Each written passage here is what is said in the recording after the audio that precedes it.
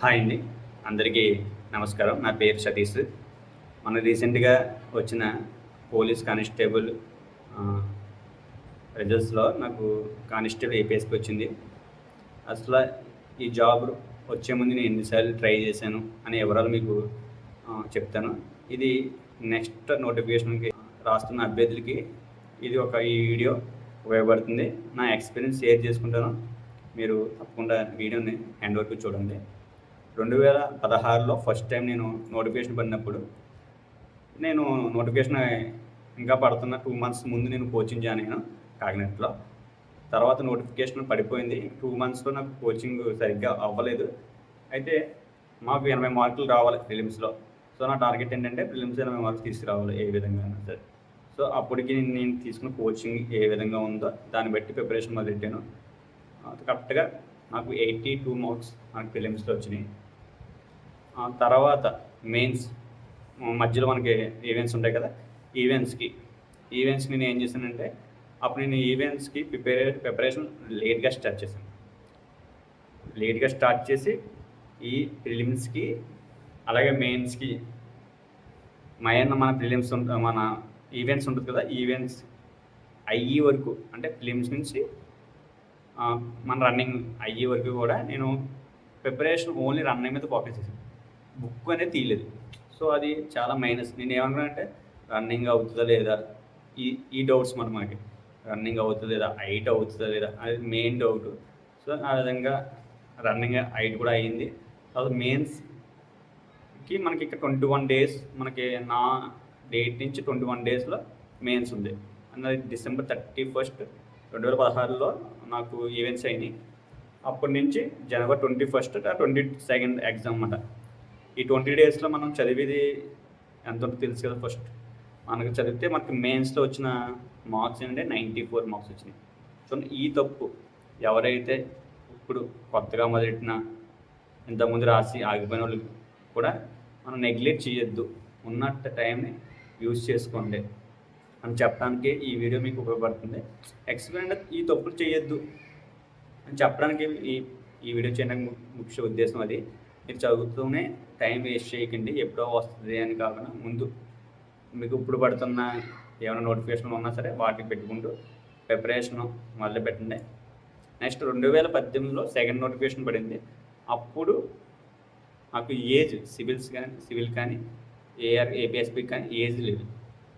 So, only ఫైర్కి వార్డెన్కి నాకు age ఉంది. అప్పుడు వాటికి సరిపోయిన ఏజ్.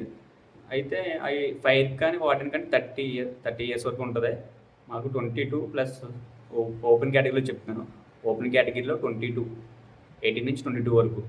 ఏమైనా ఎక్స్టెండ్ చేస్తే 2 ఇయర్స్. అప్పటికి నాకు ఆ ఏజ్ 24 అనేది 2 ఇయర్స్ పెంచారు. 24 అనేది దాటేసింది.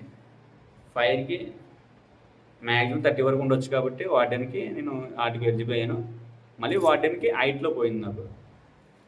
ఫైర్కి ఒకటి ఎలిజిబుల్ అయ్యాను. సో, నేను అప్పుడు నాకు ఫిలిమ్స్ ముందు రాసిన ఎక్స్పీరియన్స్తో నాకు 94 మార్క్స్ వచ్చినాయి ఫిలిమ్స్లో. ఇది నేను కంటిన్యూగా 16 నుంచి అయిపోయిన తర్వాత మరి 18 వరకు చదవలేదండి. నేను వేరే ప్రైవేట్ జాబ్ చేస్తున్నాను. సో, కంటిన్యూగా చేయలేదు కాబట్టి మనకి ఆ మార్క్స్ యాక్చువల్గా అంటే కంటిన్యూగా చేస్తే మనకి ఫిలిమ్స్లోనే ఒక 100+ రావాలి. మనకి 94 మార్క్స్ వచ్చినాయి. తర్వాత రన్నింగ్ మనకి ఈవెంట్స్ అనేది నేను ఇంకా జస్ట్ క్వాలిఫై కాబట్టి తక్కువ రోజులు వెళ్ళి క్వాలిఫై చేసుకొచ్చాను. తర్వాత మెయిన్స్కి అవే నా దగ్గర ఏమన్నా ఉంటే అవే బుక్స్తో చదివితే మనకు 110 వచ్చినాయి. ఇప్పుడు 135 అయితే 130+ ఉంది. సో, ఓపెన్లో అప్పుడు కూడా నాకు జాబ్ మిస్ అయింది. దీనికి కారణం ఏంటంటే, మన నోటిఫికేషన్ జాబ్ కొట్టాలంటే మనం ఏం చేయాలంటే కంటిన్యూస్గా ప్రిపరేషన్ అనేది ఉండాలి. మైనా నీకు వేరే వెళ్ళావంటే అది మళ్ళీ నీకు ప్రిపరేషన్ అనేది మళ్ళీ ఫస్ట్ నుంచి మొదలు పెట్టాలి అనే విషయాన్ని గమనించాలి. మీరు స్టాండ్ తీసుకోండి. గవర్నమెంట్ జాబ్ కొట్టాలి అంటే మనలో ఉన్న ఏం చేయాలి, కంటిన్యూ చేయాలి. ఒకవేళ ఒకటి పోయినా సరే నెక్స్ట్ వచ్చే నోటిఫికేషన్కి వచ్చి వేరే సెంట్రల్ గవర్నమెంట్ కానీ స్టేట్ గవర్నమెంట్ కానీ దాన్ని మనం క్వాలిఫికేషన్ ప్రకారం మనం ప్రిపరేషన్ అవ్వాలనేది చెప్తున్నాను. నెక్స్ట్ థర్డ్ నోటిఫికేషన్ 2022లో వచ్చింది. అప్పటికి ముందే నాకు ఏజ్ ఉండదో నాకు తెలుసు. నేను బిజినెస్ స్టార్ట్ చేశాను. నెక్స్ట్ ఇంకా ప్రిపరేషన్ అనేది ఆపేసాను. గవర్నమెంట్ జాబ్ వెళ్దాం అనే ఉద్దేశం నాకు లేదు. అయితే 2022 నోటిఫికేషన్లో ఓపెన్ కేటగిరీకి 5 ఇయర్స్ ఎక్స్టెన్షన్ వచ్చింది. అలాగే ఒక 4 ఇయర్స్ ఎక్స్టెన్షన్ చేశాడు. అంటే 2018 కోవిడ్ 22 4 ఇయర్స్ గ్యాప్ వచ్చింది కాబట్టి ఒక మనకి అక్కడ 4 ఇయర్స్ పెంచారు. మొత్తం 22 + 2 24 మొత్తం 31 ఇయర్స్ వరకు మనకి ఎక్స్టెన్షన్ దొరికింది. ఎందుకంటే 22 వరకు ఉంది, 4 ఇయర్స్ పెంచాడు. 2022లో పడిన నోటిఫికేషన్కి అప్పుడు మనకి 4 ఇయర్స్ ఏజ్ పెంచాడు. దాంతోపాటు మనకి ఏజ్ రిలాక్సేషన్ 5 ఇయర్స్, మొత్తం 9 ఇయర్స్ రావడం వల్ల నాకు అదృష్టం అంటారో దాన్ని ఏమంటారో, అవకాశం అంటారో తెలియదు, కానీ దేవుడు ఇచ్చిన అవకాశం. మనం ముందు కష్టపడిన దానికి ఇప్పుడు మళ్ళీ మనం ఎలిజిబుల్ అయ్యాం. ఈసారి సివిల్కి ఎలిజిబులే, ఏఆర్కి ఏపీఎస్పీ కూడా ఎలిజిబులే. 2022లో నోటిఫికేషన్ మనకి 4 ఇయర్స్ ఎక్స్టెన్షన్, 5 ఇయర్స్ ఏమో ఓపెన్ కేటగిరీకి ఎలిజిబుల్ వచ్చింది. మొత్తం 9 ఇయర్స్. సో ఈ 9 ఇయర్స్ వల్ల నాకు ఎలిజిబిలిటీ దొరికింది, నాకు అవకాశం దొరికింది. మొత్తం అన్నిటికీ మనం ఎలిజిబుల్ కాబట్టి మనం ట్రై చేసాం. మీరు 2022 నోటిఫికేషన్ చూస్తే చాలా లేట్ అయింది, 2025 అయిపోయింది అప్పుడే. ఇంకా మేము ఇప్పుడు నేను ఏపీఎస్పీకి సెలెక్ట్ అయ్యాను. నెక్స్ట్ మనం ట్రైనింగ్కి వెళ్తున్నాం.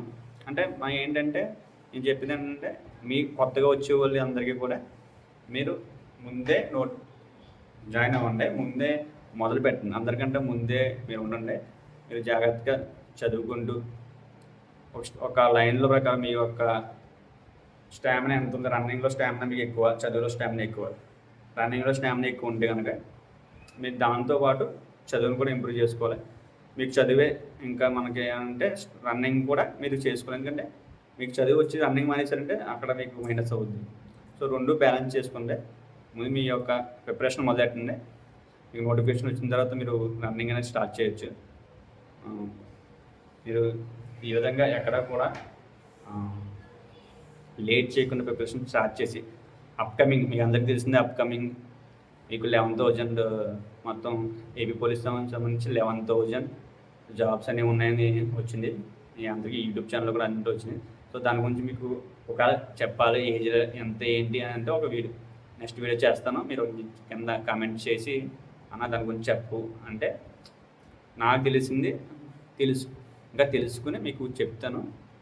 మీరు కింద కామెంట్ చేయండి. మీకు ఏమైనా డౌట్స్ ఉంటే నాకు కింద మెసేజ్ చేయండి. నా ఛానల్లో ఫస్ట్ టైం స్టార్ట్ చేసిన ఇది ఫస్ట్ వీడియో కాబట్టి మీరు ఈ ఛానల్ సబ్స్క్రైబ్ చేసుకుని నాకు సపోర్ట్ చేస్తారని కోరుకుంటున్నాను.